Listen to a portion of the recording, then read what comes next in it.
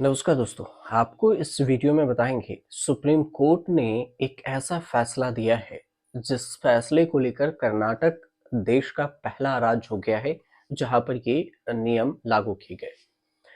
कर्नाटक देश का जो पहला राज्य बना तो सवाल उठा कि आखिर कौन से नियम को और मंजूरी दे दी supreme court. Right to die अधिनियम है, यानी गरिमा से मृत्यु का अधिकार कानून अपने यहाँ लागू कर्नाटक अब कर दिया है। लेकिन ये यूथनेशिया नहीं, मतलब ये यूथनेशिया नहीं है, इच्छा मृत्यु नहीं है। ये सशर्त उन लोगों पर लागू होगा जो विशेष तौर पर गंभीर रूप से बीमार हो या फिर लाइलाज रोग से पीड़ित हो। वह ये निर्णय ले सकते हैं कि वह अपनी जीवन रक्षक चिकित्सा को जारी रखना चाहते हैं या फिर नहीं। इसमें लिविंग बिल की स्थितियां शामिल है जो कि व्यक्ति को गरिमा के साथ मरने का विकल्प भी प्रदान करती है, जो कि पहले ऐसा नहीं था। दरअसल सुप्रीम कोर्ट ने 2018 में इच्छा मृत्यु, पैसिव इन्यूथेसिया और लिविंग बिल को संवैधानिक अधिकार के रूप में मान्यता दी थी। लेकिन इसके साथ ही सख्त जो प्रक्रिया है उसे भी लागू कर दिया था। अब इसी के मद्देनजर कर्नाटक सरकार ने सुप्रीम कोर्ट के जो निर्देश हैं उन निर्देशों के अनुसार से सम्मान पूर्वक मरने के अधिकार, राइट टू डाई, को लागू करने का निर्णय लिया है और वह ऐसा करने वाला भारत का पहला राज्य बन गया है। अब इस निर्णय के तहत गंभीर रूप से बीमार मरीजों को यह अधिकार दिया जाएगा कि वे जीवन रक्षक उपचार को जारी रखें या न रखने का निर्णय खुद ले सकते हैं। तो फिर इसका मतलब क्या हुआ?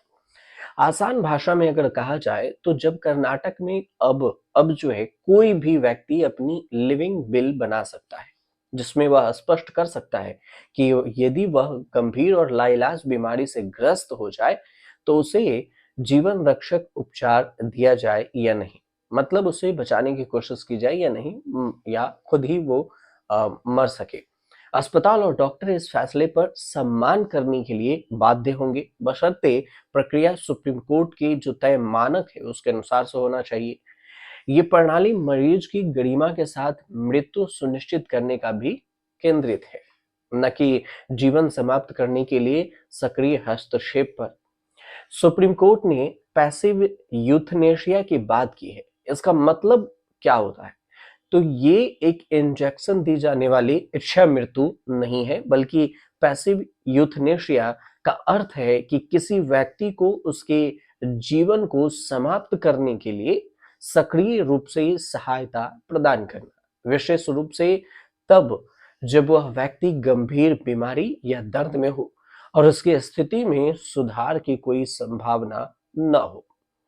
यह अवधारणा उन परिस्थितियों से संबंधित भी है जहां पर मरीजों की जो इच्छाओं का सम्मान करते हुए उसे एक सम्मानजनक तरीके से मरने का अवसर दिया जाए। मतलब तड़प तड़प के मरने से बढ़िया है कि आराम से मर जाए। इसमें जीवन इच्छा उपचार जैसे वेंटिलेटर, दवाइयां, इन सबको हटा देना या रोक देना ताकि व्यक्ति स्वाभाविक रूप से खुद ही मर सके। अब इच्छा मृत्यु और गरिमा से मृत्यु यानी कि यूथनेशिया और राइट टू डाई में अंतर क्या है?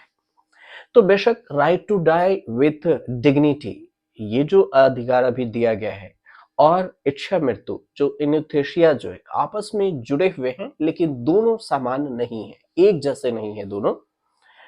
Right to die with dignity में किसी व्यक्ति को गरिमा के साथ अपने जीवन के अंतिम क्षणों का फैसला लेने का हक भी है, उसके अधिकार है कि वो अपने जीवन के अंतिम क्षणों का फैसला ले सकता है। ये राइट टू डाई में है। वह इलाज को जारी रखना चाहता है तो रखे, नहीं रखना चाहता है तो नहीं रखे। इसमें वह अपने इलाज को रोक भी सकता है, खाना पीना बंद कर सकता है। और इच्छा मृत्यु का मतलब होता है कि किसी व्यक्ति, मतलब कोई भी व्यक्ति गंभीर रूप से बीमार या फिर पीड़ित व्यक्ति की जो जान को जानबूझकर इंजेक्शन तरीकों से समाप्त करना ताकि उसकी पीड़ा को खत्म कर किया जा सके। तो ये होती है इच्छा मृत्यु के बाद। अब राइट टू डाई मृत्यु के जो तरीके हैं उस तरीकों पर नहीं, बल्कि अंतिम समय में इलाज, देखभाल और सम्मानजनक जीवन जीने के अधिकार पर केंद्रित है। जबकि यूथनेशिया वर्षों से बीमारियों की ऐसी स्थिति में रहना है, वहां से बेहतर या सामान्य स्थिति में लौटने की कोई गुंजाइश नहीं है। लिहाजा वह कृत्रिम तरीकों से मृत्यु का वर्णन कर सकता है, मतलब मृत्यु पा सकता है। व्यक्ति पहले से ही एक लिखित दस्तावेज में ये तय कर सकता है कि अगर वह भविष्य में कोमा या फिर लाइलाज स्थिति में चला जाए तो उसे कृत्रिम जीवन रक्षक उपकरणों पर न रखा जाए, मतलब आईसीयू में न रखा जाए। इसमें व्यक्ति लिखित दस्तावेज देकर कहता है कि अब उसकी जो स्थिति है उसमें उसके जीने की कोई संभावना नहीं है, बल्कि पीड़ा इतनी ज्यादा है कि वह अब मृत्यु चाहता है और लिहाजा उसे शांति से मरने दिया जाएगा। यूथनेशिया में व्यक्ति को कृत्रिम तौर पर मृत्यु के लिए मदद की जाती है। कानून तौर पर देखें तो पैसिव यूथनेशिया यानी राइट टू डाई को सुप्रीम कोर्ट ने सशर्त कानूनी मान्यता दे दी है, लेकिन लिव इन बिल बनाने पर ही। एक्टिव यूथनेशिया यानी कि इच्छा मृत्यु भारत में अवैध है, इलीगल है। भारतीय दंड संहिता जो कि आईपीसी के तहत इसे अपराध माना गया, यही बीएनएस में भी लागू है। अब क्या राइट टू डाई भारत के संविधान में है? तो 2018 में सुप्रीम कोर्ट ने इसे संवैधानिक अधिकार माना, जो कि अनुच्छेद 21 जीवन के अधिकार के तहत आता है। और भारत के दूसरे राज्यों ने इसे अब तक क्यों लागू नहीं किया? सवाल आपके मन में ये उठ रहे होंगे। तो उसका जवाब ये है कि इसमें कई तरह की कानूनी जटिलताएं हैं। सबसे पहला कि लिविंग बिल को मान्य करने के लिए कई स्तरों पर मेडिकल बोर्ड, न्यायिक मंजूरी और परिवार की सहमति की जरूरत होती है। और केंद्र सरकार ने अभी तक इस पर एकीकृत राष्ट्रीय कानून या गाइडलाइंस जारी नहीं की है। इसमें राज्यों को स्पष्ट दिशा नहीं मिल पाई कि भारत जैसे विविध संस्कृति और फिर धार्मिक देश में मृत्यु से जुड़ी अवधारणाएं संवेदनशील होती है। दूसरी बात यह है कि कई धर्मों में जीवन को ईश्वर का दिया गया उपहार माना जाता है और मृत्यु को प्राकृतिक प्रक्रिया के रूप में ही स्वीकार किया जाता है। पैसिव यूथनेशिया को भी नैतिक रूप से गलत समझा जाता है और कुछ समाजों में इसे आत्महत्या से जोड़ा जाता है और इससे इसे स्वीकार करना कठिन होता है। इस संवेदनशील विषय पर राजनीतिक दल खुलकर नीति बनाने से कतराते हैं, क्योंकि यह वोट बैंक का भी असर डालता है। अगर ऐसा बनाता है तो वोट बैंक पे भी असर पड़ेगा और जो चीज वोट बैंक पर असर डाले वो सरकार करनी नहीं चाहती। कई राज्यों की सरकारें स्वास्थ्य सेवाओं में बुनियादी सेवाओं को मजबूत करने पर ध्यान केंद्रित कर रही है, जिससे ऐसे जटिल मुद्दे उनकी प्राथमिकता में नहीं आ पाते हैं। और अगली बात जो है, चिकित्सकों को डर रहता है कि यदि इच्छा मृत्यु के फैसले में कोई गलती हो जाए तो उसे कानूनी कार्रवाई हो सकती है।